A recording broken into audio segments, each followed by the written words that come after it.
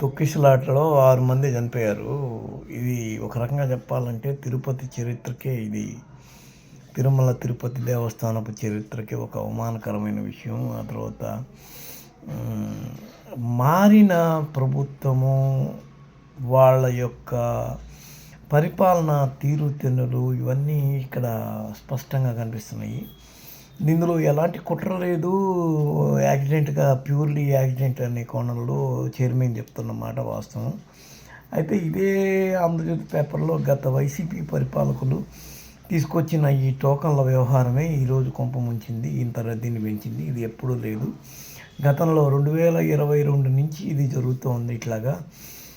10 రోజుల పాటు వైకుంఠ ఏకాదశి దర్శనం ఉంది.